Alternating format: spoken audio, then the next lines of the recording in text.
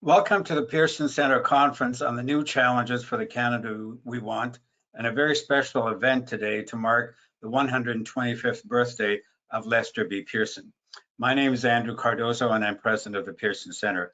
I want to start by recognizing that the center is headquartered on the traditional lands of the Algonquin and Anishinaabe peoples, and we welcome our speakers and audience who are joining us from across Turtle Island. As you may know, the Pearson Center is a leading progressive think tank that addresses the challenging economic, social, and international issues of the day. We are proud to say that we are the only think tank that regularly invites representatives from all 5 political parties represented in the House of Commons, along with top business, labor, and civil society leaders, and many other experts. As we like to say, we bring people and ideas together.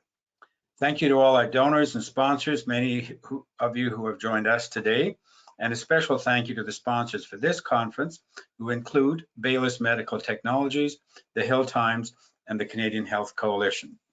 Just briefly on the format, we have an hour-long session where, following a discussion for about 40 minutes, we will take questions from you, the audience, so please send your questions in on the question box on your screen, and we'll get to as many as we can towards the end of the session, and we'll end promptly at 1 p.m. Eastern Time. Now, let me just say a few words about our namesake, the Right Honorable Lester B. Pearson, on his 125th birthday. One of the most consequential prime ministers in Canadian history, Pearson was the architect of modern Canada. His accomplishments included the Maple Leaf flag, Medicare, the Canadian Pension Plan, our merit-based immigration system, the advancement of Canada on the world stage, and the establishment of royal commissions on bilingualism and biculturalism and on the status of women, which led to a substantively more equal and inclusive society. Our website includes a list of the top 20 accomplishments covering other issues as well. A true test of his leadership was first that he implemented a long list of important measures through 2 minority governments in 5 years. But second, almost more importantly, today, more than 50 years later, those measures are all in place, enjoy wide support of the Canadian people, governments of all stripes. None have been revoked, and many have been developed further over the years. Now, I want to add a note that Mr. Pearson was a huge sports fan, and as we talk about legends today, I want to add that we also mourn the passing today of Guy Lafleur, one of the greatest hockey players ever, a true legend. Our webinar today is the Pearson Legacy, Then, Now, and Next. We have 2 important Canadians who have intimate knowledge of this legacy and have given much thought to the present and the future. The Hon.Landon Pearson, a former Canadian senator and a children's rights advocate, is the daughter-in-law of Lester B. Pearson, was close to him both as a family member and as an intellectual soulmate.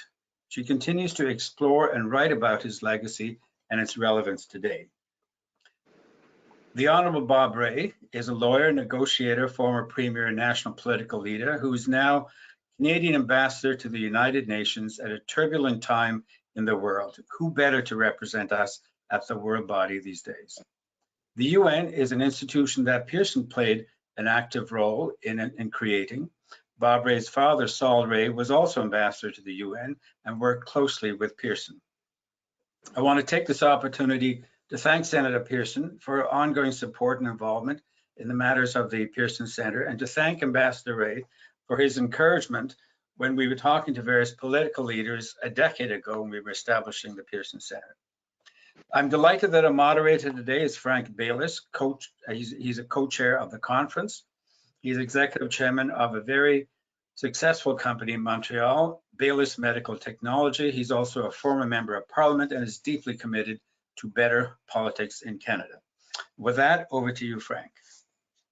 Thank you, Andrew, and thank you, Bob and Landon, for being here. For what a wonderful opportunity to speak about one of Canada's greatest prime ministers. Now, there's a lot to unpack, so we'll jump right into it. I'd like to talk a little bit, just Bob, maybe give us a little bit of a background of Lester B. Pearson as a man, and then we'll move into some questions about his amazing accomplishments on the domestic front, and then look at some of the work that he's done internationally as well. So over to you, Bob. If you can give us a little bit of a background, please. Well, just very briefly, Frank, thank you so much. I believe firmly that Mr. Pearson was one of those truly remarkable people who many people didn't think was very remarkable. But what he managed to achieve was precisely because everybody underestimated him and didn't fully appreciate the remarkable skills that he had. I had the great pleasure and privilege of knowing him from childhood. My father worked very closely with Mr. Pearson. My dad joined the Foreign Service in 1940. Before that, he was a student at the London School of Economics, which is where he first met Mr. Pearson at Canada House, where Mr. Pearson was posted with his wife Marion, and they were very kind to my father and my mother as she became my father's wife Lois. And I met Mr. Pearson for the first time when I was about 5 or 6, maybe 7, in New York, because my dad was his executive assistant from the department when Mr. Pearson was the president of the General Assembly. And so my father and mother always talked about him and about Marion with enormous affection and great friendship. They remained fast friends until Mr. Pearson passed away. My father was a pallbearer at his funeral. They were very close friends. They shared a great sense of humor. They shared a love of sports.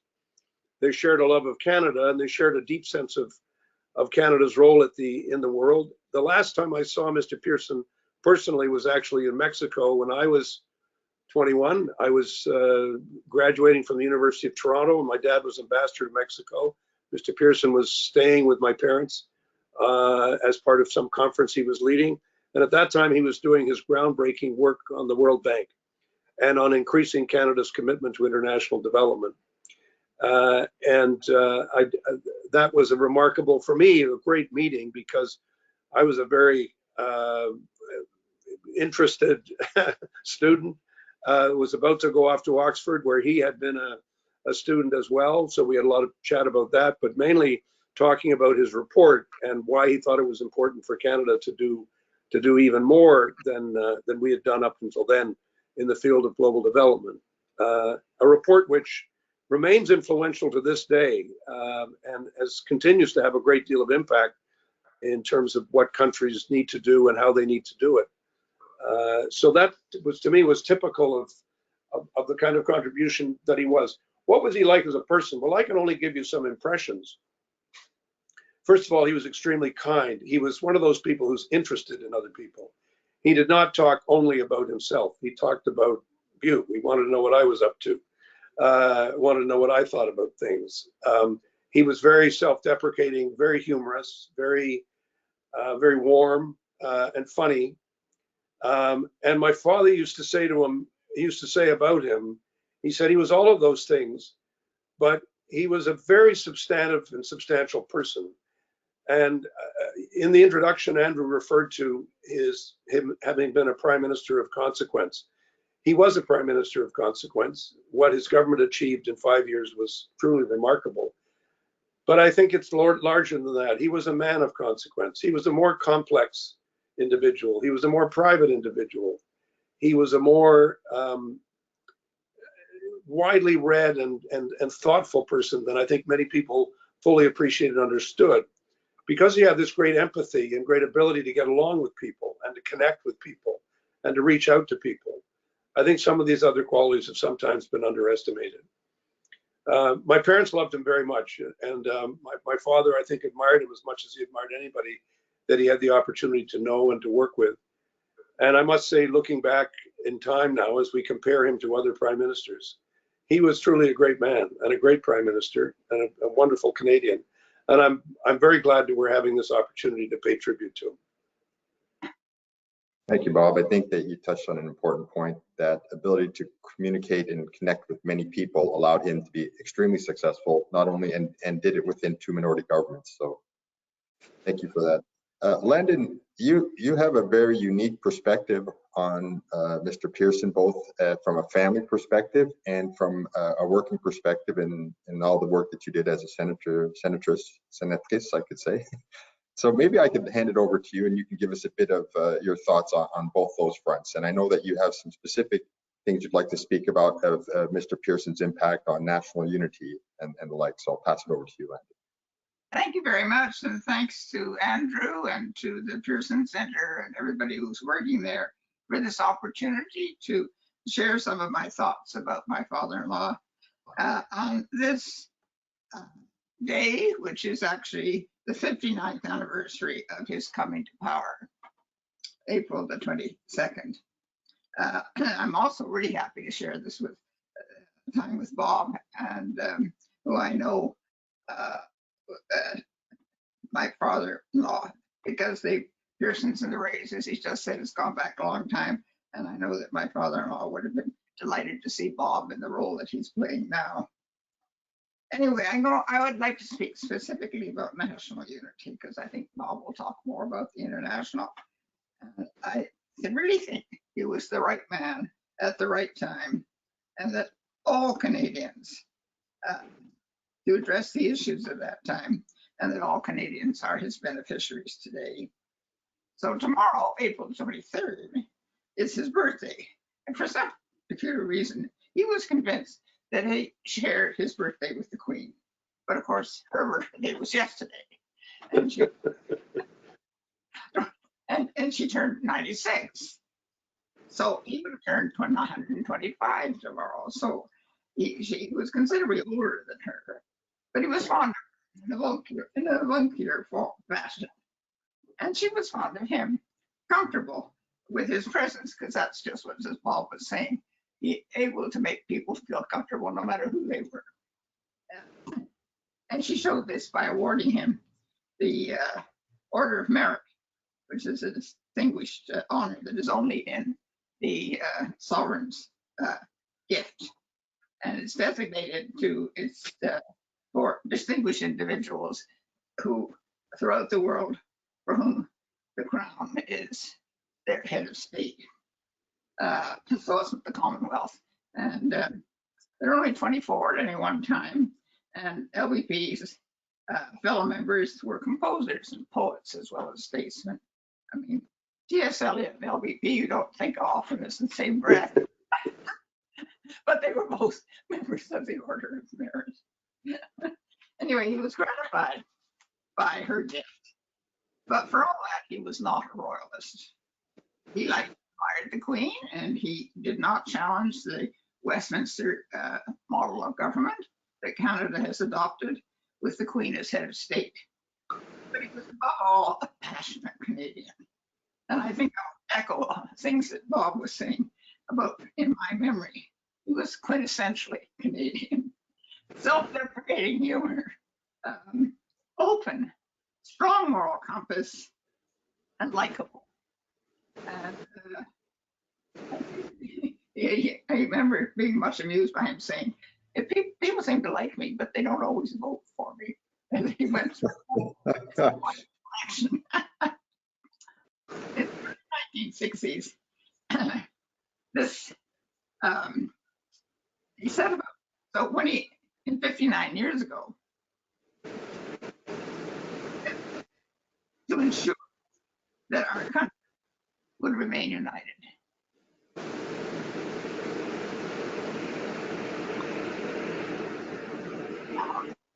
Okay, in the early 1960s, this was in some doubt. There were major shifts in Quebec, which gave rise to considerable discontent within our national boundaries. But nationalism made LBP uneasy. As a young man in London in the 1930s, he was more aware than many of his colleagues of the rise of toxic nationalism based on ethnic identity represented by Nazi Germany. And during the Blitz, he moved around the destruction in London. He could appreciate the civic nationalism based on shared values that was conjured by Winston Churchill. So in some ways, I think we're seeing the same sort of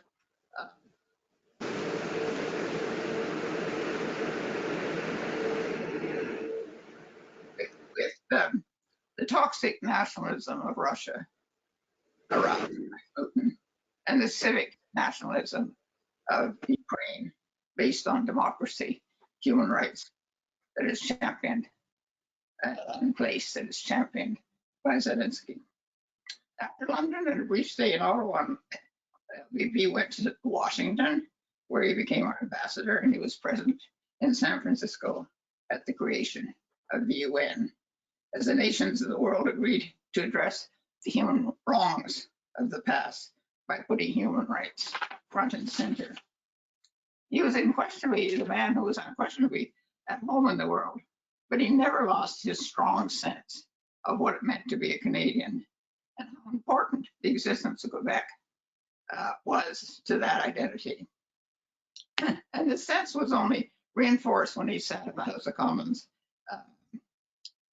when he went into politics with Jean Lesage, who later became the Premier of Quebec and remained a friend. Then he served, of course, as Minister of External Affairs under Louis Saint-Laurent, for whom he had great respect and affection, which was mutual. And then when he became leader of the Liberal Party, he set about to attract to the national politics people like Pierre Trudeau, Gerard Pelletier, Jean Marchand, Maurice Lamontagne, and very young Jean Chrétien. And then 59 years ago, when he took up the reins of government, he had the sense that Canada was on the verge of a national unity crisis that would play out along linguistic lines. And he set out to address this issue by the creation of the Royal Commission on Bilingualism and Biculturalism.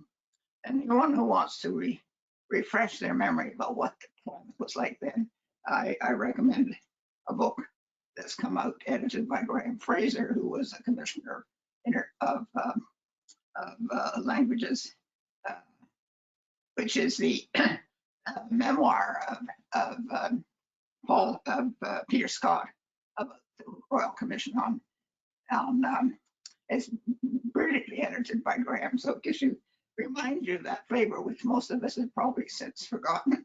I highly recommend it. So that was created in 1963, the Royal Commission. Of course, it went on for a while, but it led to really important changes in Canada. The second thing that he did to create national unity was the Canadian flag. And also those of us who were there at the time can remember what a battle that was, much more than people remember now, probably. And he chose, what was the other things? He chose a symbol that was completely non-imperial, not connected to any other country. The maple leaf in Canada is we probably have the most beautiful maple leaves of any country. I know there's some in the States, but any country in the world. So the maple leaf was a brilliant decision, a brilliant design. And we remember had just come back from Mexico, where we had been in posting, and we were all in his office standing at the window to watch the flag raised for the first time. It was so moving. I can always remember that. And that the flag has played a really important role, I think, in national unity. I think that the next thing I'd like to mention, actually, is Centennial Year. Centennial Year was a great year, and Expo 67 was one of the great delights of my memory, and I think it's the memory of almost anybody who ever was there, some of whom were there day after day, some of whom were there just occasionally. It was the showing off of Canada in Quebec, in Montreal. I think it was made a huge impact on the rest of the world as to who we were, and on us in Canada as to who we were. But one of the things about Centennial Year that many of you some of you will remember, was that notorious declaration by General de Gaulle, "Vive le Québec libre." We were with him when that came out, and Mr. Pearson, and he was furious. This was not a man, he was a man of strong emotions, but not of anger. But he was furious. It was like somebody had come in to, break up his family. And it was a very powerful moment. And of course, he was not invited to Ottawa, Mr. de Gaulle. There are many, there's more stories about that one, but that was interesting. Then in 68, when he retired, he was replaced by Pierre Trudeau, but he was in Trudeau mania, which we can all remember, some of us can remember.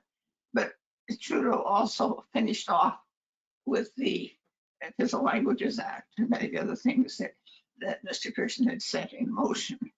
And then when he died, which was the day after Christmas in 1972, he was really mourned by everyone. And I'll never forget being part of the funeral cortege that carried his coffin. It was freezing drizzle up along Highway 5 into the Gatineau. And on both sides of the road, it was lined with people who were holding up the Canadian flag. So, and now that's where he lies and rests in this beautiful, in this lovely cemetery above the Gatineau River in the beautiful province that is still so very much part of Canada. So I think it's safe to say that national unity is no longer the issue it was when he came to power.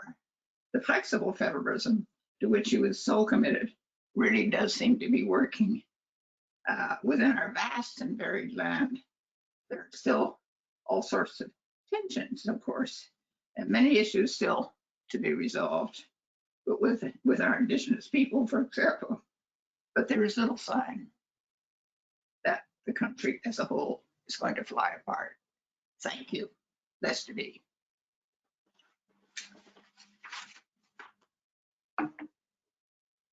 Okay.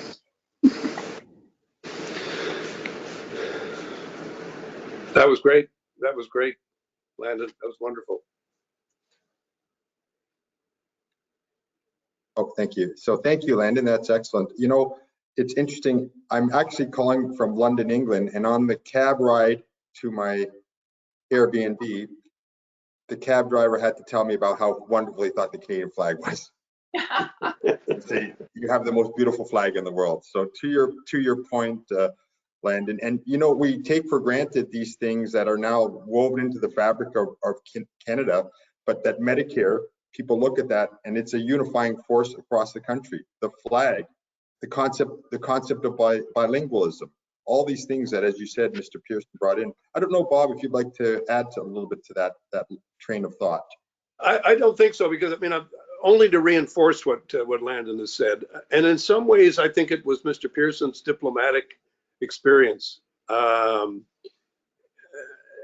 how he really honed his capacity of listening and of bringing people together in all of his international work, that made such an impact on him when he became first foreign minister, Secretary of State for External Affairs, as it was then called, and then leader of the Liberal Party. And I think it also, the reality of politics set in when he became leader of the opposition, because that's not what he went in for. He was not expecting that he would be leading 40 people in the House of Commons in the Diefenbaker years. All of those things really came together, but I don't think that there are many people who would have been able to do what he did in those years between 63 and 68, which were as remarkable. I think we were saying before we came on, the more you look back on that time in government, only prime minister for 5 years, and yet look at the legacy. And as Andrew said in his introduction, look at the legacy which has stayed. Many people are in office for longer, and they have less to say, well, that's what he did or she did. And Mr. Pearson deserves enormous credit for that. It was not always popular in English Canada what he was doing. Let's not forget that there were many forces, the premiers, the opposition conservatives, who were not keen on any of these initiatives. None of them were universally embraced, but they have become deeply embedded in our national life.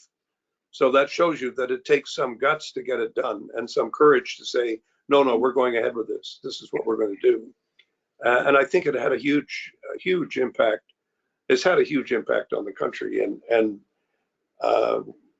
it's so right that we're celebrating the 125th anniversary of his birth, but also that we're celebrating his incredible legacies, both national and international. Yeah, that point that you touched on, Len, you touched on, and how that ability to weave our nation together and leave our nation, Canada, much stronger than when he founded, and leave within it all these foundations upon which we build and we actually take for granted. They're so quote unquote Canadian, but he put them in place. And as you said, Bob, he had to fight for that. And in a way, I think that's a nice segue into what he was able to achieve on the international scene, because his work with the UN, obviously Nobel Peace Prize, so much work that he's done there. I think you have a unique perspective, Bob, from where you sit now, to talk to us a little bit about that, some of those accomplishments and what we can learn from that, and maybe even apply to today. Well, very briefly, I mean, having become a member of the Foreign Service, which he joined after deciding that he didn't really want to become an academic, that he really did want to do something more practical and down to earth. I must say something that something I identified with as a younger man, as I made that similar decision. He immediately became a very successful practitioner of the art of diplomacy, went to London before the war, lived in London during the Blitz, came out of it to go to Washington, and then becoming our ambassador, was in San Francisco in 1945, rose up the ranks, becoming then eventually being asked to go into the fray of politics, but maintained his very strong interest and commitment to Canada's growing role. And Landon talked about LBP as a nationalist. I think a lot of the people around him were also nationalists, who were the products of the 20s and 30s, who, in the case of Mr. Pearson, had fought in the First World War and hated it, was traumatized by it. And in the case of many people who came to Ottawa to serve as public servants, with an enormous sense of what is the national project? What do we have to do? And that was a national project that started at home, of course. And after 45, it also involved Canada taking more of a place on the world stage. Our first move was after the First World War under Borden, where he went to the Versailles Treaty and became very committed to the international project.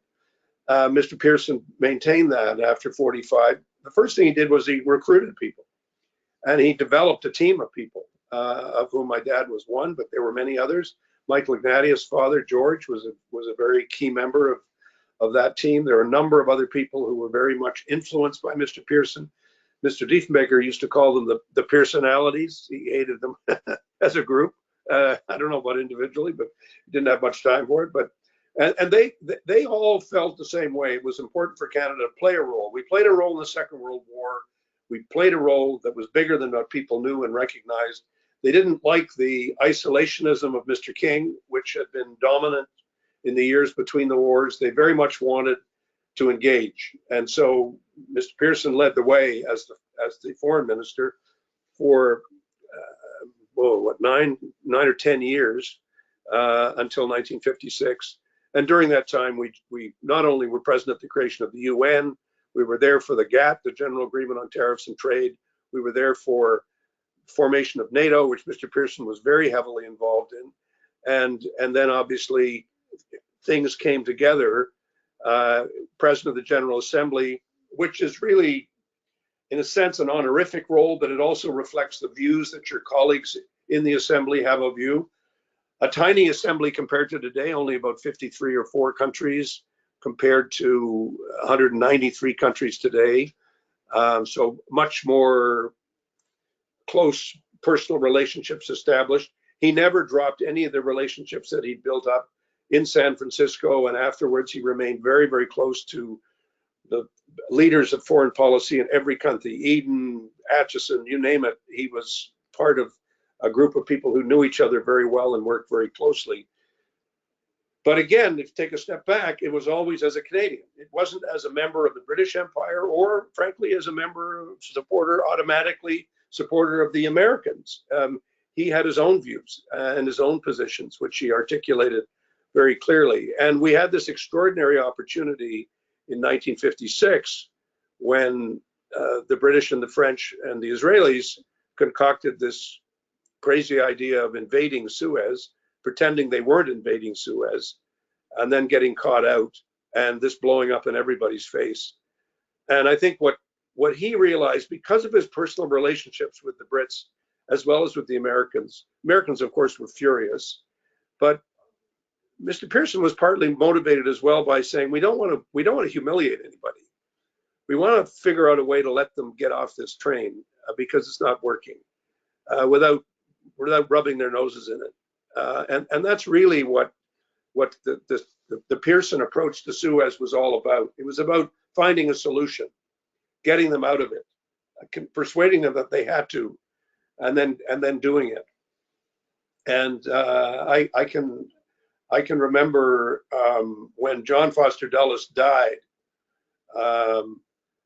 My dad was the charge in Washington, and Mr. Pearson came in for the funeral. And as a kid, those watching will be surprised to learn I was a precocious, would have been about 11-year-old kid. And we went over to meet Mr. Pearson, and it was a chance for those guys to sit around and drink whiskey and smoke cigarettes and talk to each other about what was going on. And they tell a lot of stories, but Mr. Pearson was full of the stories about Suez and how what really happened was, it wasn't that Canada was fighting, denouncing the British. We were trying to figure out a way to get the British off the hook, which he did remarkably successfully and with incredible skill. He maintained that interest throughout his time, and when he became prime minister, he obviously maintained a strong interest in foreign policy. He got into a lot of trouble with President Johnson because he called for a pause in the bombing when he was at Temple University in Philadelphia, and that was not popular with President Johnson. Charles Ritchie describes that the meeting between President Johnson and Mr. Pearson in hilarious detail in his diary, which is now a widely read series of books that Mr. Ritchie wrote. And Mr. Ritchie, again, was a very close friend of Mr. Pearson's. Although they came from different political traditions, Mr. Ritchie was a bit more of a Tory, but they were very close friends. And if you ever met Charles Ritchie, you'd know what it meant to be funny. He was probably one of the funniest men in Canada, but again, like many funny people, deadly serious in what he was trying to accomplish as a diplomat. I think that the whole definition of Canada as a middle power, I think the notion of Canada as a peacekeeper and a peacemaker, I think the sense of Canada as being in the world and being very much engaged in the world, as well as a country that reflects its personality in the world, and in many ways, the personality that Mr. Pearson helped us to create. The biggest legacy, I would argue, that he left us domestically was probably not fully embraced and understood at the time, and that was the changes in our laws on immigration, which meant that we became, in the years after Mr. Pearson, a far more diverse, far more multiracial country than we had been before. And he was very much responsible for that. But in so doing, I think we could say that we are very much in the world, and the world is very much in us. And I'd have to say that since then, we've been trying to keep up with Mr. Pearson's legacy. And I think we still have room to grow in that department, but we're getting there. He would have taken an equally strong view as we are taking now of what this Russian aggression is all about. I'll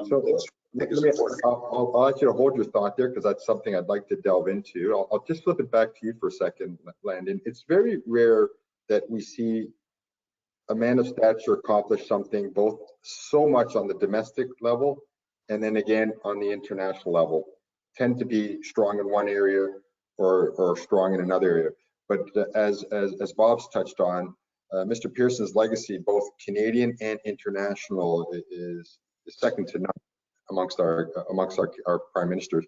When you were growing up and with him, did he show an interest more in one area or the other, or what was his overall philosophy that was driving that? Well, I came into his life, of course, when I married his son, so I didn't grow up with him, except insofar as, you know, my husband would tell me or share his views. So I always felt of him as both. You know, we went, when we were first married, we were in Oxford. So I could see that interest, his interest in Europe, and certainly, of course, Jeffrey joined external affairs almost immediately. Like doctors become doctors. Jeffrey was like his father. He was tempted to become a professor, but decided against it. And I think, and had his own, as you know, distinguished career in the Foreign Service. And so I never separated out the two. I mean, I've always felt that my father-in-law was equally interested in Canada and the world, so to speak. So going to the UN and going to Manitoulin Island, those were my different experiences of him. Manitoulin Island, where he was just as much at home as he was in New York,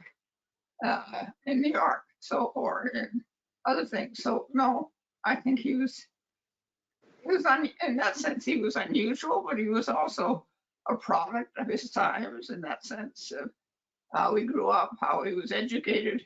I often think one of the things I feel very strongly about him is he was a very good writer. And it's a tribute to the Ontario public school system where he was educated, that he was such a good writer. And his capacity to express himself with clarity and with feeling was exceptional. But it wasn't so exceptional because that generation, they were good. They were well educated. So my dad was a speechwriter for a while in different occasions, and he said to me once, he said, "What was it like being a speechwriter for Mr. Pearson?" He said, "Being a speechwriter for Mr. Pearson was sort of like being a bodyguard for Floyd Patterson." Floyd Patterson was a well-known boxer at the time. He said he didn't need a speechwriter any more than Floyd Patterson needed a bodyguard. But he was always very kind with the first draft. He'd say, "This is good. This is going in the right direction." And then he'd say, "Well, maybe we could change a few things here and there." And then by the end of it, it was his speech. So that's how it worked. Very good. It's interesting when we think of how people view Canada, we think of the flag, but Bob, you touched on another aspect of how we think the world views us and how we want to be viewed by the world as this middle power, the creator of the Casque Bleu, the peacekeeping forces and all that. And as you were just touching on, we're in another crisis, a horrible crisis going on in the Ukraine, and you find yourself in your present role right in the middle of that. What lessons do you see that you take from maybe your history and your knowledge of someone like Mr. Pearson? What do you bring to that challenge that's in front of us today? And what can we learn from that? I'd like to hear how you see that and how you think if he was there sitting beside you, guiding you.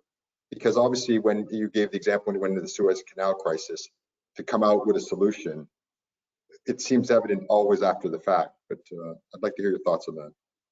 Well, I think that he would be advising me to do what he did. That is to say, to think about the solution. You've obviously got some political work to do to shore up the opposition to what the Russians are doing, and to work effectively with a number of other countries that might not be that interested in denouncing the Russians on a daily basis as we are.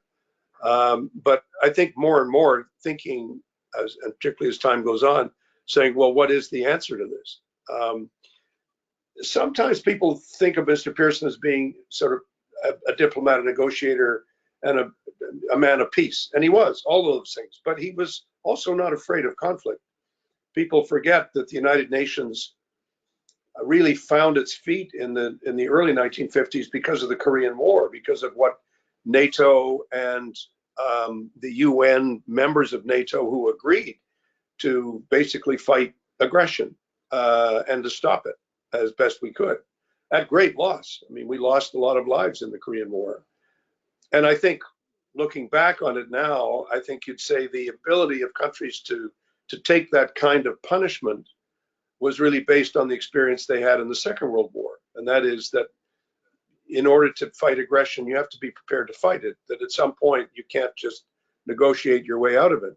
I mean, Chamberlain tried that at Munich, and that bought time, but Mr. Pearson was not an appeaser, and he was not in the camp of those who were appeasers in the late 1930s.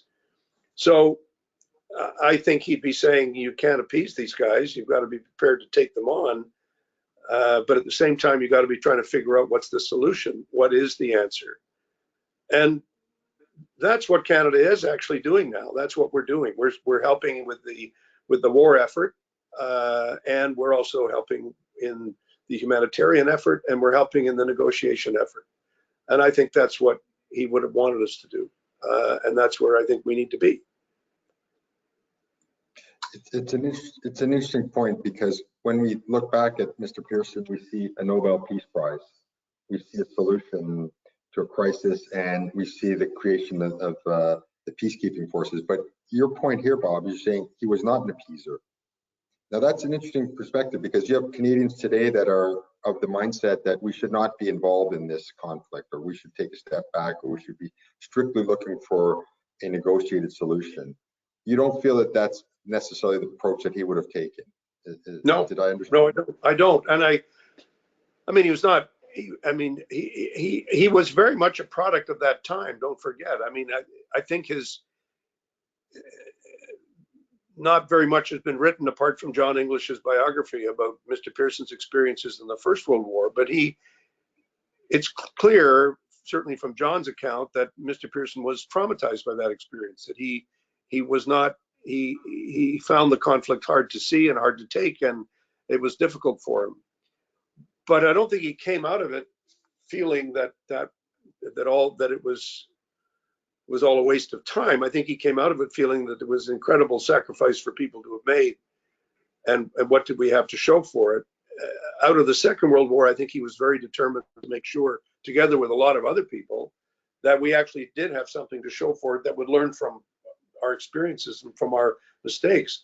But people often forget about the Korean War as if it never happened. It was a real thing. And it happened because people did not want Korea, South Korea, to be the victim of aggression. And so there was a joined response, a joined up response that said, we're not going to stand for this. And it led to a stalemate, but at least it was a stalemate that allowed South Korea to survive, which he would have identified with. Landon, that perspective of we've talked about positions on the Korean War. Now we find ourselves the Suez Canal crisis. Now we find ourselves in the Ukrainian war. How would you perceive that Mr. Pearson would address this conflict, knowing him? But I've been thinking about that. I'm thinking, I think what Bob already suggested is he might have encouraged us to do things differently sooner. That is, as perhaps at the time of the Crimea, taking over of Crimea, he might have strengthened some positions that we could have taken at that time, because he would have seen the risks that involved. It's always hard because times are different. It's hard to know. I think what probably would continue to loom large in his mind is the risk of nuclear war, because that was something that was very much present in his mind at the time of the Nobel Prize. His speech for that prize talks about the risks of nuclear war, and that would be something he would be he'd understand the position of NATO and others for not wanting to push it too far for the risk and not trusting that that would be understood as a mutually assured destruction. It was, these all situations like what's happening now arise out of many choices that were made earlier about how to interact with Russia and what Russia, particularly with Putin and what he was doing. I was struck by the fact that one of the things that in the years when we were posted in Moscow, which was 1980 to 1983, there was a Politburo. There is no Politburo. I mean, for everything I might say about the Communist Party, at least it had a different structure where there may have been other people who had some influence. Now we don't. He has no. Putin is there. It's him. And his chosen people, not. So it's. I think he would have been baffled, but he would certainly take a strong moral stance on it. And I take an objection to this toxic. Yeah. So you're in line with what Bob is saying, that even though he's a man that's won a peace prize, he was not necessarily quote unquote a pacifist, and he would take a strong position. Yeah, he would have taken a strong position. We're going to have just a couple minutes left before Andrew's going to come back with some audience questions. So before I wrap up my part, if you had to give me a few words or a simple way of wrapping up, I know it's asking a lot, of the life of such a great man, what would you like to underline? I'll start with you, Landon. What would you like to underline about Mr. Pearson? I remember, I think in the 3 volumes of his memoirs, of which of course he only wrote the first one, the others were finished, but that Ryan husband wrote about him being a man who found himself temporarily at the head of the parade. And in a way, that's how I see him. He was not somebody who did not give his life to be prime minister. Not a man that personal and but the value of being in a position of power where he could do things. And found himself at the head of the parade. He made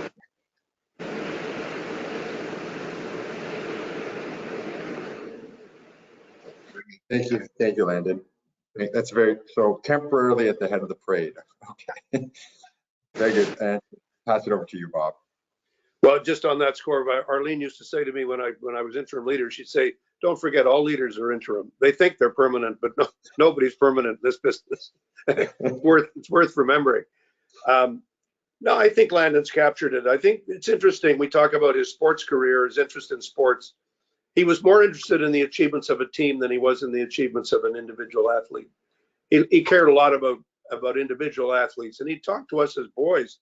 My brother Johnny and I would talk to him a lot about sports because he really loved sports, and we went to a ball game with him. I remember in Washington when I was, I don't know, 8 or 9 years old, and he knew the game, he knew the players, he knew the guys, he knew what the percentages were, he knew everything about the game he was watching, and but it was a team sport, and I think for him politics was a team sport. What made him great as a leader was his ability to motivate other people and to bring the best out in others. And he wasn't afraid to share the limelight with anybody. He wasn't a jealous person. He wasn't somebody who went through life, regretting somebody else was doing better than him or somebody else had gotten more than him. I don't think those kinds of thoughts troubled him at all. He loved to be part of the team, and because he was liked the way he was often asked to lead the team, and he did lead the team. That's what he did, but he led a team. And as I said, he did it in the department, and as we called it in those days, in the department, he did it in the Liberal Party, and he did it as a prime minister. And I think that's a wonderful quality to have. That he was the greatness of his leadership was that people would often look around and used to use this quotation actually. Was when he used, I think there's one of his speeches, I'm trying to remember, but I'm pretty sure I'm right, where he said that the real greatness of a leader is people wondering how something happened and not ascribing it all to the leader, but ascribing it to everyone else, knowing, in fact, that without the leader it would not have happened. Yeah.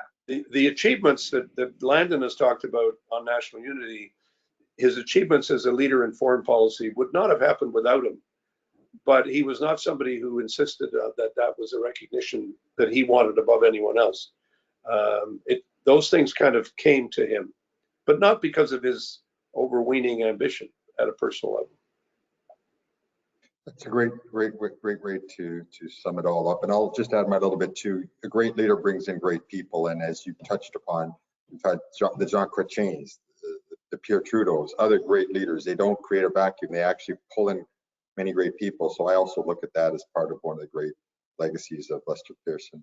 I'll pass it back to you, Andrew, for some questions now from our audience.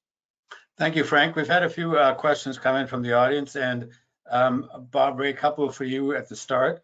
The UN clearly needs reform, starting with the Security Council, where bad players can prevent sanctions against themselves for atrocities. What are your thoughts about reforms for the UN?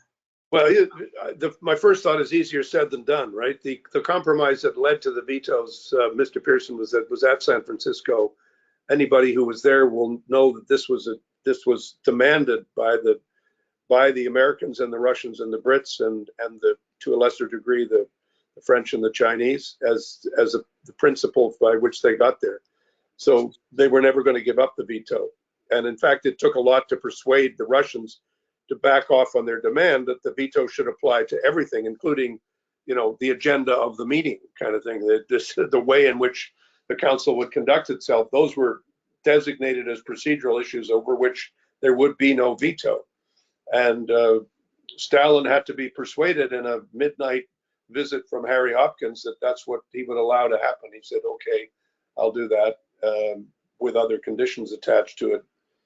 So the reform of the UN is a constant demand, and I think now we've seen how dysfunctional, particularly the Security Council, can be. But it's, as I said, it's easier said than done, and the best way around it, frankly, is to work our way around it, which is what we're trying to do through enhancing the work of the General Assembly and other countries voluntarily agreeing to go along with certain things like sanctions, which I think have been remarkably effective given the fact they're not being applied by the Security Council.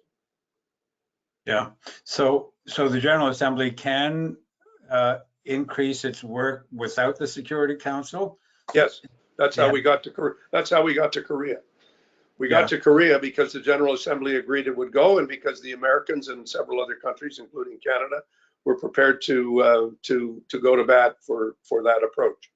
And I still believe that that's what we have to look for. Looking for a purely institutional response from the Security Council, even repeating the mantra that without the Security Council we're never going to go to war, is ridiculous, because the reality is that those two countries, China and Russia, have a veto over what the Security Council does, and they will always prevent the Security Council from acting. The Chinese will do the same over Taiwan if, God forbid, they decide to do the same thing. It will produce the same result. We'll have to go around it. Yeah. Ambassador, one more question for you. And I note that you are now, as of, I guess, yesterday, persona non grata in Russia. And I think you should wear that badge with honor. The question is, what can the world do next to help Ukraine and stop the Russian aggression? I think the critical question is for us to always be asking ourselves, what more can we do? Understanding that an advance of the Russian military presence and of their force beyond where they are right now will be catastrophic for Ukraine, for the future of the national project of Ukraine. And so we do have to, I think, come to grips with the fact that it's not just what do we do, but we know what Putin's goals are. We know what his objectives are. He's told us, he's laid them out this morning. The general said, this is what we're trying to do. Eastern, southern, block off Ukraine from the Black Sea, etc. Well, what are our goals? What is our bottom line? What are our red lines, as we say? I think it could be argued that needs to be clearer as we go forward. That's something we need to be thinking more about. in my opinion, a victory for Russia, allowing them to achieve all of that which they want to achieve, would be catastrophic in the message that it would send to any major power, that basically they can do whatever they want, and nobody will be prepared to stop them. And I think that's a terrible conclusion for anybody to draw from where we are. Yeah, and can I just ask what your experience, how you find this situation where you have this great big situation with Russia and Ukraine that's dominating so much attention at the United Nations? What about the rest of the world? What about other areas where there are either conflicts or problems or famine? Do those just not get much attention, or does the organization still, are you still able to address other countries and other situations? Well, the work goes on, and the development program, the High Commissioner for Refugees, the political offices of the Secretariat, they're all working away on a number of other situations. We need to understand that we can never, as in any government, you can't allow one issue to become the only thing you're focusing your attention on. One of the keys to governing well is to be able to pay attention to more than one crisis at a time. And if you look back at Mr. Pearson's government, they had about a crisis a week. Yeah. There was always something. I mean, you may recall there was always something going off the rails here. So I think that would be a good object lesson for us to remember, that you've got to worry about more than one thing at a time, and be able to focus on more than one subject at any one given time, because the world is a very complicated place, and as you've described it, there's a lot of messy things going on that we have to respond to. Yeah, I remember at the 50th anniversary of Pearson, Jim Coots gave a speech, and his closing line was asking the unresolved question was, did Pearson get all that stuff done despite all the chaos that was going on around him, or was it because of it that he let all the others carry on with the chaos and he kept his eye on the ball and got it done? And could well be. That could well be. I would defer to Jimmy on that. He would certainly have a sense of it from the inside. Yeah. So we have one last question, and I'll pose it to all of you, including you, Frank, and just to share your thoughts. The question is, will there ever be another LBP again in regards to the political atmosphere and the legacy he left? I'll ask you to start, Bob Rae. Well, I don't think there'll be anybody quite like him, but I do think that great countries always require good leadership, and we're lucky when we find it. Sometimes we don't realize we've got it. Sometimes there are people we don't know how good they were until they're gone, and then you realize how good they were. But I'm confident that we'll always attract good leaders to meet difficult situations. I think that's going to happen. Yeah, Hon.Landon Pearson, your thought? I think this is my time to talk about children's rights. I think Please. It's true that he had his own childhood was something that gave him that. Of course, he was temperamentally, I think he was good-natured temperamentally, so he had that gift to begin with, but he had a wonderful childhood. And I think that sense of how we need to look for our leaders by creating the conditions out of which they can emerge that enable them to become everything they can be, rather than fighting off the pains and difficulties and the deprivations that when they're not respected. So human rights, children's rights, they go together. Yeah, thank you. Frank Baylis, your thoughts on whether there will ever be another LBP? There's never another exact copy of any one of us. That's the beauty of being so unique in our world. However, I would say this, is that the world, Canada and the world, is crying out for leaders that were willing to talk, compromise, work together, find solutions. And that's something that Mr. Pearson did in spades. And we could certainly use more people, men and women like that today, both for our country within Canada and for also helping out in the world, doing the work that someone like Ambassador Rae is doing today. So yes, I'm cautiously optimistic on that front. Good, thank you. Before I say a final thank you, I just want to remind our audience we've got a number of webinars that have happened and are going to happen in the next few days with regards to our annual conference. But I just want to highlight a few things under the rubric of what we're calling #Pearson125. So if you go to our YouTube page, you'll see a couple of really interesting sessions on the Canadian flag that we recorded in February with 3 Olympians. We had a session last week with Lloyd Axworthy on what is the world coming to. There are 2 more sessions next week that also touch on Pearson's legacy. One is on pharmacare, which in many ways is the next step of Medicare that he had started. And we have a session on democracy in danger, which relates to some of the issues we've talked about today, the state of the world. So please join us for those. And if you want more information, just drop by our website, thepearsoncentre.ca. With that, I want to thank you very much. Frank Baylis, Ambassador Bob Rae, and Senator Landon Pearson, thank you for your time and for sharing these really important memories at this time. Great to have you. Thanks very much. I really enjoyed it. Landon, it's great to be with you. Thank you. Thank you. Thank you, everybody. Love to all. It was good, great. Thank you.